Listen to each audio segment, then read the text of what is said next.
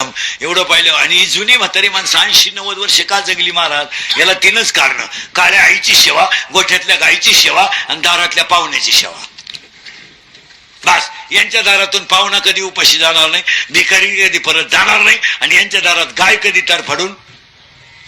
ही माणसं निरोगी जुनी माणसं का जगले? काळ्या आईची सेवा. ते बाकी काय असो, पाहुण्याच्या लग्नाला जाता येईल, पेरल्याशिवाय नाही. हा, आबाळ आलंय, कोळपायचंय, कोळप घालून मग जाणार. यांनी काळ्या आईची सेवा केली, गोठ्यातल्या गायीची सेवा केली, आणि दारातला पाहुणा जुन्या म्हातारीच्या तडाक्यातून सुद्धा कधी उपाशी गेला नाही. नाही नाही नाही नाही, म्हातारीनं अर्धी भाकर, एक भाकर चुलीला लावली, एक भाकर जर तव्यावर असली ना, खालची लगेच अर्धी मोडायची, बिकरायला नेऊन द्यायची. भाऊ जाय, थांब, अजून कालवण झालं नाही, नाही तर मग असं कर, थोडा वेळ बस, कालवणही नाही. ही माणसं जगायचं कारण. आणि निरोगी का? नीतीचा व्यवहार. लबाडी दुकानदाराला बरंच हरभरे विकले पैसे देईल, पण बुडवणार नाही. आता लोक आठवड्याला नावा दुकानदार पाहते, याचे यानं मागायला त्याला जास्त झालं म्हणतो तो दुसरं दुकानात. जुन्या म्हाताऱ्यांचा एकच गुण आहे, काय? किराणा तिथंच. भाऊ हे बाय, पैसे आणले नाही, माल दे, पण आज माझ्या पैसे नाही, आणि हरभरे विकले तुझा रुपया सुद्धा ठेवणार नाही, पण दे. आणि हरभरे ते निमेच पैसे झाले, भाऊ निमे घे, निमे तूर इकले पाहू, नाही तर 4 गाया गा म्हणे, एखादा गोरा इकला शनिवारी, रविवारी शिन्नरच्या बाजारात का, मग पाहू. या माणसांची अशी खोड होती. म्हणून या माणसांच्या श्राद्धाला बोलायलाही बरं वाटतं. आणि दाव्यांमध्ये आता हे तरुण दावे येते महाराज, कधी कधी आपल्याला काय बोलायचं महाराज, सांगणाराच्या डोळ्यात पाणी येतं, काय दाव्याला बोलायचं महाराज. आणि आता जवळजवळ मी तर दाव्याला सहसा काही जातच नाही, ते आपल्या बजेटच बसत नाही. वर्षातून 1-2 वेळा दाव्याला नाही तर ते आपल्या बजेटमध्ये लग्न दावे बजेटच बसत नाही आपलं. त्या दाव्याला काय बोलायचं महाराज? तरणी बांड पोरं मारायला लागली, आता मोटरसायकलवर पिऊन पडले आणि जागेवर 3 मेले, काय भाषण करायचं? ओवी कुठून आणायची बा? करायचे प्रवचन. आणि दाव्यांमध्ये भाषण करणाऱ्या लोकांना सांगून ठेवतो, माणूस कशाने मेला हे तुम्ही स्पष्ट सांगत जा लोकांना. ही अवलाद पिऊन मेली, तुम्ही सावध व्हा. हा अवलाद येडस होऊन मेली, तुम्ही नाद कमी करा. तुम्ही काय करता ते झाकून ठेवतो. तुम्ही कसाही माणूस मेला का म्हणता, एक उमद व्यक्तिमत्व गेलं, त्याच्यामुळे बाकीचे शपरलेवानी पेत्या मारला नाही, हे सांगून टाकायचं. काय फरक पडला? हे बा 2 दिवस तुम्हाला लोक घोडा लावतील, पण ते लोकांच्या डोक्यात तरी येईन का हे अवलाद? काय फाश्या घ्यायच्या आणि काय आत्महत्या करायला? अरे पहाटी 4ला बाई उठती महाराज, दगडाच्या चुलीवर भाकर टाकीती, 2-4 भाकरी टाकीती, किटलीवर कालवण करते. 5 वाजता नवरा बायको थळ तोडायला निघतात महाराज, 10 वाजेपर्यंत 2.5 टन माल तोडी द्यात. विचार करण्यासारखी गोष्ट आहे का नाही? आहे का स्वेटर? आहे नाही का थंडी? आहे.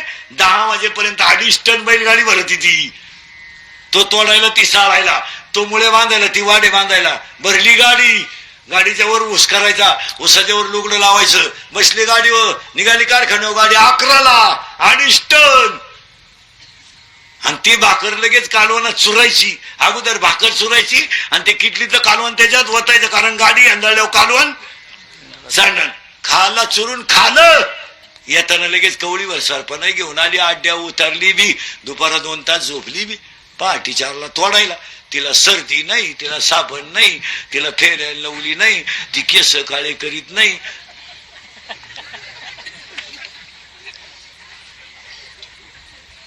बाटलीतलं पाणी पित नाही, जिथं बाहेर तिथंच पाणी, जिथं थळात बैल पितील तिथंच पाणी. त्यांना सर्दी नाही. हिचे केस काळे करून केस गळे. आणि त्या पावडरी आणल्यात कुठून, जेवढे चांगले चेहरे होते फार डांबरी सडका करून टाकले याला. आणि प्रत्येक पावडरीमध्ये केमिकल आहे. मग पावडरी लावायची. तुम्ही बावळातपणा केला म्हणून अख्खी गडी पावडर लावायला लागली. एवढा येडेपणा झाला. आता पकवाद्याला पावडर लावून काय करायचं? गायकाला पावडर लावून काय करायचं? तुम्ही चाल ऐकतात लोक, काय करत? ही पावडरी फेवडरी महाराज लोक मी पाहिलेत काही काही. ही त्वचा आहे ना, तुम्ही हिला साबणाचा स्पर्श करू नका, त्वचा आयुष्यभर चांगली राहील महाराज. साबणांमध्ये पोटॅशियम आहे, सोडियम हायड्रॉक्साईड आहे, तिच्यात केमिकल नाहीत का? आणि साबणाने त्वचा खराब झाल्या तुमच्या, काय मत आहे तुमचं? डोक्याला कोणत्याही रंगाची तेल लावा. हे केस काळे करणारे जे लोक आहे ना, तुम्हाला एक काम सांगतो मी, तुम्ही फक्त केस काळे करा आणि डोकं धुवायचं नाही, धुवू नका, बस एक दिवस ठेवा फक्त. आणि सकाळी मला फोन करून सांगा काय होतं, सांगा सांगा. चला, फक्त केस काळे करायचे आणि धुवायचं नाही डोकं अजिबात, तसंच राहायचं. सकाळी मला सांगायचं काय होतंय. मी नाही सांगत काय होतंय, तुम्हाला जड जाईल, तुम्ही करा तेवढं आणि मला फोन करून सांगा काय होतं. काय होतंय करेक्ट, त्यांनी बरोबर सांगितलं. काय होत केमिकल आहे ते. त्या टीव्हीला जाहिरात पाहिली का, इथं मेलो मी आलडू आलडू, माझं खरं पठाण, आणि टीव्ही खोटं सांगतोय पटापट पठात. टीव्हीला अख्खं भाषण जर झालं नाही एखाद्या पुढाऱ्याचं मंत्र्याचं, अख्खं भाषण नाही दाखवत ते कॅमेरावाले, ते दोन बाण त्या वाक्यावरच उडे हाणता येळवर. असं म्हणले असं म्हणले असं म्हणले असं म्हणले म्हणजे हे बातमी टाकणारी लोक आहे ना, ही दुसऱ्याला खरंच करायला होत्यात तवा गप बसा त्यात. असं म्हणले असं म्हणले म्हणले म्हणले तो बाण नुसता उड्याच हाणतो येळवर असं म्हण. बरं तो बाण आहे कुठून येतो काय नेमका तिथंच घुसत होतो, आणि तेवढा बाण लावून धरायचा फक्त, खरं बोलायचं नाही. आता आमच्यासारखं खरं बोललं ना, इंदुरीकरांनी शिक्षकांच्या भावना दुखावल्या ठोका आमच्या, आणि टीव्हीतलं अख्खं खोटंय. शेजारचे आलाम काका सोसायटी सोडून गेले का, हे आलाम काका कोण, हे आमचे लहानपणी बाळा, ते लगेच उघड काढतो पळात, उठा उठा दिवाळी आली, मोती स्नानाची, लगेच ते म्हाताडे दरवाजा उघडीत, परंपरा कान फटावून परंपरा. आता फेर आणि लवली लावून जर माणसं गोरी होत असती तर मी इतके दिवस सावळा राहिलो असतो. काय माणसं, मी फेर आणि लवली झोपलोच असतो ना. विठोबा मंजन जर लावलं तर दात पडत नाही, म्हाताऱ्याने खालच असतं ना एक एक डबा. काय जाहिरात, आणि अख्खी जनता कशाच्या नादी लागली, त्या जाहिरातीच्या, साबणाच्या, बायांच्या, केसांच्या, कापडाच्या. ते का खरे आहे का. आता तुम्ही मी शेतकरी, कोरोजन लगेच पीक वाढत का, खाद्य खाल्लं का 3 लिटर दूध वाढत. मग आपण खाद्यच का असायला बांधून ठेवलं असतं बाई, का दूध गाडी वरून टाकीत आहे खाली घेत. अहो तिला पाणी लागत नाही का, तिला खाद्य लागत नाही का, नुसत्या खाद्य गाय दूध देईन का. तुम्हाला माझी एक इच्छा आहे, तुम्हाला सांगून टाकतो, आता सप्तमी आहे, मी मेल्यावर तरी तुम्ही सुधरा, कारण मी आहे तोवर तुम्ही सुधरू शकत नाही याचा अंदाज मला आलाय. आणि मी असाही मेलो तर तुमच्यात काही बदल होणार नाही. हाच माझा जीवन गौरव पुरस्कार आहे. नाही महाराज, लोकांनी थोडंफार तळतळीनं माणूस बोलतोय म्हणले बदलायलाच, काही नवीन आणायचं आपलं काही. आता आपल्याकडे लग्न सुरू झालेत, आता तुमचा पट्टा तर लग्न कोणता हात धरू शकत नाही. तुम्ही पैसेच कुठून आणते. म्हणजे कधी कधी पाहतो नांदूर पासून पाहा तर दुडीच्या पुढे सिन्नर पर्यंत 15-20 लॉन्च झालेत, आणि प्रत्येक लॉन्चला संध्याकाळी लग्न. हो आम्ही रात्रंदिवस आत बसतोय तरी कधी कधी घालवला तेल नाही. तुम्ही एवढे पैसे आणत्या कुठून. गावभर लाईटिंग फेटे, आणि आता तर तुम्ही वेगळाच तमाशा आणलाय. लग्नांच्या पत्रिका बंद केल्यात आणि ते पोस्टर लावायचे, बॅनर लावा. ते तुम्ही पराक्रम केला, बाप झाला तू, बाकीचं गाव माणूस होते. पण ते नवरा नवरीचे फोटो जरा माणसाच्या अवलादीचे लावा बा. काय पायाजोगे का ते चित्र, ते बंगरी नवरदेव खबर मांड.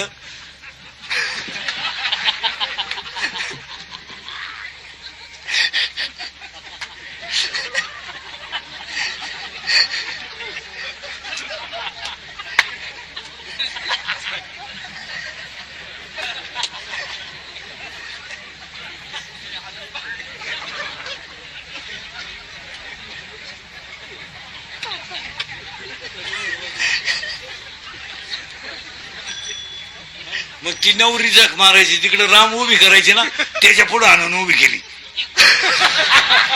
ती आवळून धरते तिला. आता ती पहिल्यांदाच 3 याला पडून गेली, आता सोडली तरी जात असते.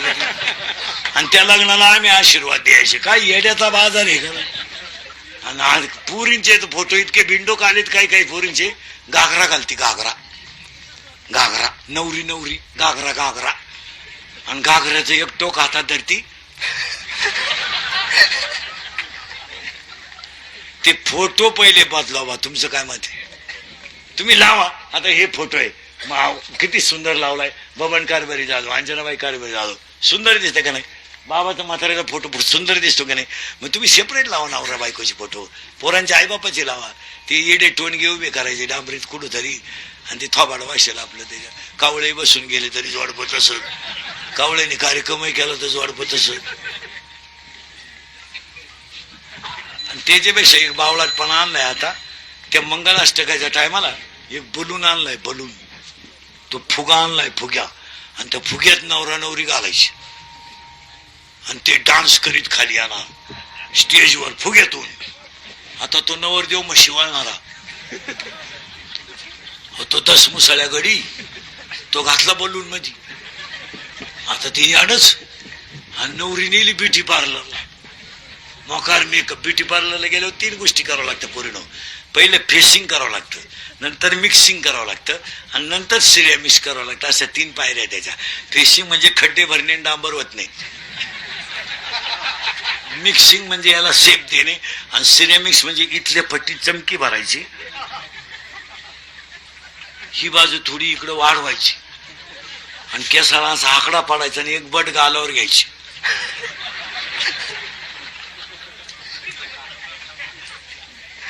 आणि ती नवरी घातली बलून मध्ये. त्यांचा झाला डान्स सुरू. कुठं? आता ती नवरी नवरदेवाला खिटली. खिटली म्हणजे स्मॉल टच झाला. आपण स्मूथ टच म्हणू बा, स्मूथ. आणि त्याला इतका चांगला टच कधी होईल ना. टच व्हायचा त्याला, पण जर्सी गोऱ्याचा, म्हशीच्या रेडक्याचा. ते टच झाल्यामुळे ते नवरदेव भांबावलं. जे फुगा फुटला, 9 बारगाड्या गेल्या नवरदेवाच्या. काय माणसं कुडून काय आणत्यात. मला खुणवायचं का नाही? वाजले किती? तुम्ही बसायचं कवर ठरवलं?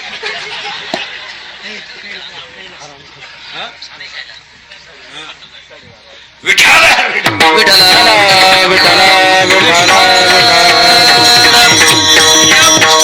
या गोष्टींचा लोकांनी थोडा विचार करायलाच पाहिजे. आता आपल्याकडे मेलेल्या माणसाची राख आहे ना, ही सुद्धा नदीत नाही टाकली पाहिजे, शेतात टाकून द्या. मी तर ह्या विचाराचा माणूस. आता आपल्या सगळ्या वस्त्या आहेत, धुळीला, नांदूरला, कुशल प्रेत शेतात जाळावं. काय नाव ठेवत नाही लोक. नाहीतरी आपल्या बापान आयुष्यभर काळ्या आईची एक तर खांदेकरी व्हायला भावबंद राहिले नाही, कुणी कपडे काढीत नाही. लय तामाशा आहे महाराज. एक बटन काढतो बायको पाहतो तू का. बरं बायका अशा चित्र आहे महाराज, बोलती नाही पण डोळ्यानं कानानं सगळं काम करून दाखवतो. त्यानं बघ एक बटन पाहिलं ना शिकायला तू का खान. हो महाराज, खांदेकरी धरायला राहिले नाही, सुतक धरायला कोणी राहिलं नाही. भाऊबंद लय नालायक झाले महाराज. आणि म्हातारा मिळाला का भाऊबंद पहिल्या दिवशी फक्त एक भाकर घेऊन येतात, कडू घास काढायचं म्हणले, आणि 10 दिवस आपलंच खात्यात. म्हातारा नसतं मिळालं तर बरं झालं. एक भाकर घेऊन येतात आणि 10 दिवस जेवायला आपल्याच घरी देत. सगळं उरकलं का? आवरलं नाही? आवरलं? वाढा 2-2 घास, थोडा भात घाला. तू उद्या तर बॉम्बलाची मिरची करायला सांगशील, तू आलाच का नाही. हे टाळलं पाहिजे मला. महिला म्हणतात तुमची सासू बिसू मेली ना, तिला बाया लुगडे घेऊन येतात, बरेच पाहू बिऊ. ते लुगडे अख्खे म्हातारी बरोबर द्यायचं नाही, एक लुगडं द्यायचं. अख्खे लुगडे प्लास्टिकचे पिशवीत घालायचे, गरीबाच्या बाईला देऊन टाकायचे, बिचारीचं वर्ष निघत. 2 साड्या जर दिल्या गरीबाच्या बाईला तर तिला होणारा आनंदच तुम्हाला पांढरंग भेटेल. आणि म्हातारीचे गोदाड्या गादाड्या नदीत टाकायच्या नाही. तुम्ही चालल्या थोबाड वाशीत उशीन गादीन, म्हातारीच्या गळ्यातली मणी टाक.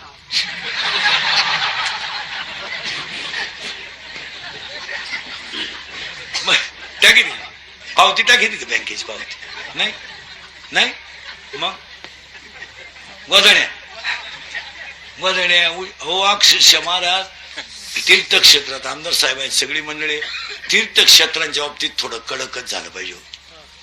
अक्षरशः बापाच्या 10व्याला तीर्थात उतरावा, पायात लुगड्याचे फडके बांगड्या. आज आपली लोक बाप पवित्र म्हणून तीर्थाला जातात. आज इथूनची लोक नाशिकला जातात हस्ती टाकायला, पाण्यातच उतरत नाही. आणि त्यानं आंघोळ केली तर अख्या अंगाला पुळ्या येतात, धर्म बुडणार. आणि माणसं 3 गोष्टी जपून वापरत नाहीत. 1 अंगातली ताकद, 2 खिशातला पैसा आणि 3 मिळालेली सत्ता.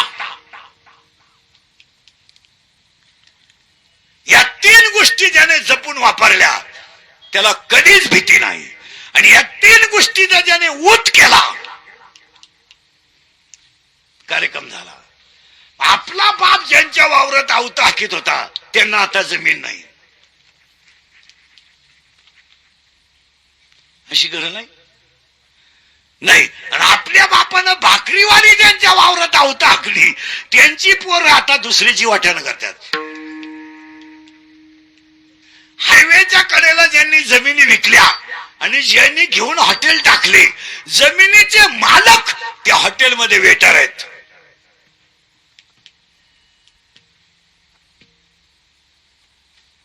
नाही, नोकरीला असताना जेवढी मंडळी माझ्यातल्यावानी वागली, रिटायर झाल्यावर अख्खी ईडी व्हायले, कोणालाही तपासा. का? धर्म नाही पाळला त्यांनी. कधी सोमवार नाही, कधी एकादश नाही, कधी माळ नाही, कधी गण नाही, सासरवाडी सोडून नातेवाईक नाही. आणि उताटल्यावानी वागायचं. लोकांनी रामराम घातला काय नाही, गाडीच्या काचावर करायच्या, कुत्र्याला घेऊन निंडायचं. बहिणीच्या बाळातपणाचं बिल नाही द्यायचं, बहिणीला सांभाळायचं नाही, मिवणीच्या बाळातपणाचं बिल द्यायचं, एकादशीला वडापाव खायचा, माझ्यातल्यावानी वागायचं. आणि म्हातारपणी मग गावात बोंबलं हिंडायचं, कान फटवली पाहिजे. आणि 80% लोक नोकरीला असताना रिटायर झाल्यावर मनोरुग्ण आहेत. तुम्ही चेक करा, मेंदू भरमिष्ट झाले त्यांचे. मांजरी संघ शिल्पी काढी देते, कुत्री उभा सध्या कुत्री. हा विनोद नाहीये, हा विनोद नाहीये. तुमच्या काही जरी झालं ना महाराज, तुम्ही कशाचे गुलाम व्हा, पण इंद्रियाचे गुलाम होऊ नका. आणि आज बसलेली सगळी माणसं माझ्या सगट इंद्रियाचे गुलाम आहेत. बायका देखणे पण वडापावच खाणार, हायवेला सकाळी काढलेला वडा संध्याकाळी खाणार. शर्टिंग करीतो नालायक, 6 पुऱ्या खातो 30 रुपयाला, आणि 1.5 लाख पेमेंट घेतो भंगार, आणि शर्टिंग करून त्या पाणीपुऱ्या खातो. त्याच्यावर जर शेतकरी सोडला ना तो टोकरी सगट आणि महाराज माना नाही तर नका मानू. चांगल्या कर्माला आड चांगला लागतोच. तुमचं काय मत आहे? आणि आता जे लोक रोगी आहेत ना, कोरोनानं माणसं कमी मेली महाराज तुलनेत, पापाच्या तुलनेत. जेवढं पाप करेल लोकांनी त्याच्यापेक्षा मृत्यूची संख्या कमी आहे महाराज. पण त्याच्यापेक्षा जास्त रोग लोकांना कॅन्सर आहे सध्या.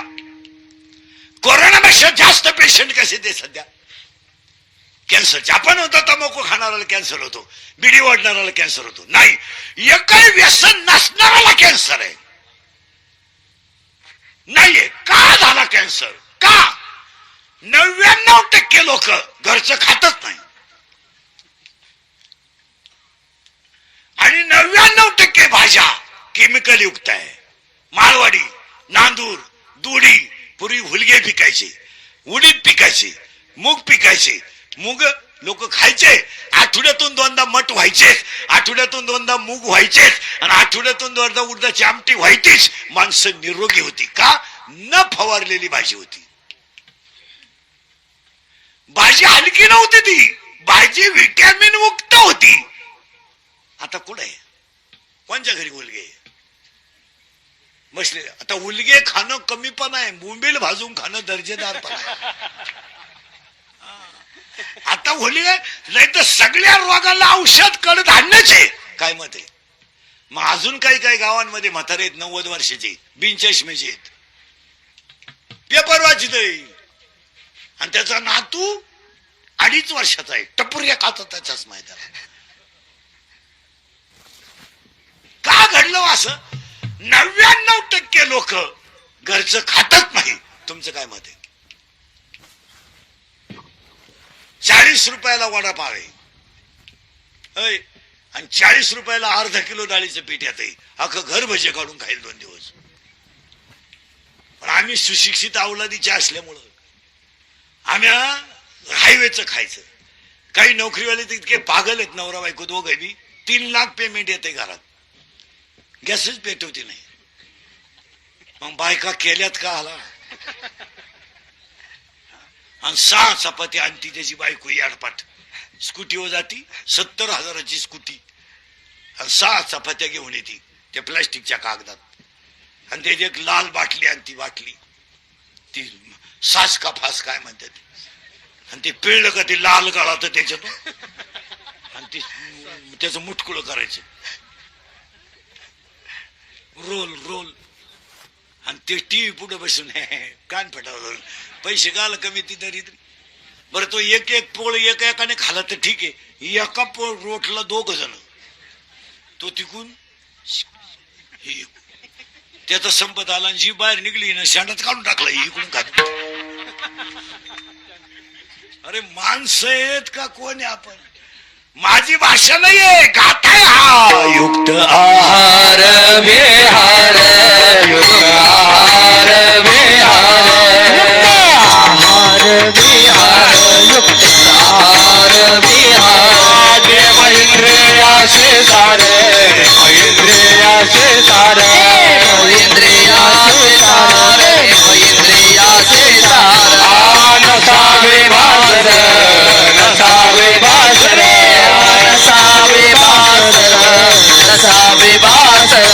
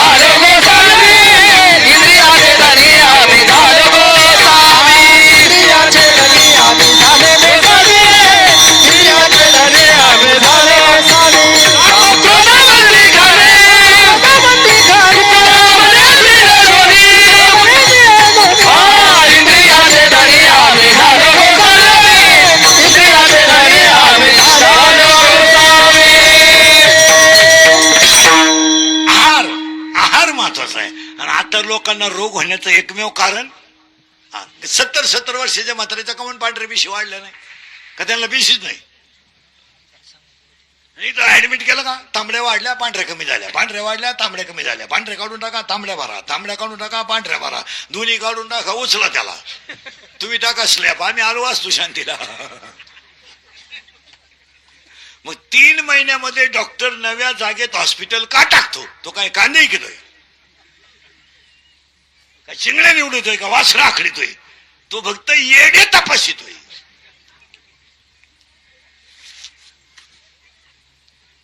आणि ते बी फक्त 2 वायरी कानावर घालतोय 35. का? माणसं घरचं खात नाही म्हणून रोग येत. तुम्ही घरचं मॅगी खातो ना, मॅगी मॅगी खात जाय, मॅगी देत जा आया, बावळ्याचा बाजार, मॅगी नूडल चायनीज. आता गाड्या लागल्यात आपल्याकडे चायनीज. आणि ते 6 वाजता गाडी लावतात, 8 वाजे 2000 कमी, त्यात सगळं जाऊन. आणि आपल्या अवलादी शर्टिंग करून भिकारीवाणी हातात घेऊ खात. मॅगी शिजवली का लांब पांढरी गांडूळ तयार होत होती, आणि हे गांडूळ चमच्यात धरीत थोपडा सोडित, गांडूळच गेलं बनियन मध्ये, टाकलं तर पार गेलं खाली. बाकीचा विचार तुम्ही करा, काय खावा नाही कळालच ना काही. चला थोडं पुढं. आणि म्हणून रोग येतात का त्याला पुरावेत ना. मोठे रोग जोडलिया धिले हरी आयु दे दे होता सगळा बागोनी आयु दे दे होता सगळा बागोनी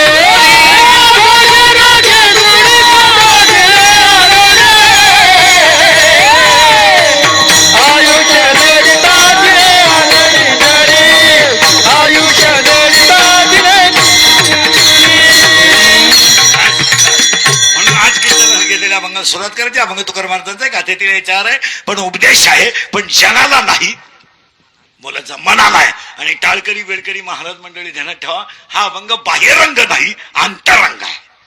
उपदेश आहे पण अंतरंग आहे. आता अंतरंगाला सुरुवात करायची फक्त ऐकणाऱ्याला सूचना. टाळकरी बेडकरी बोललं तरच कीर्तन कळत नाही तर तुमचं ना आपलं सूत्र बसणार नाही.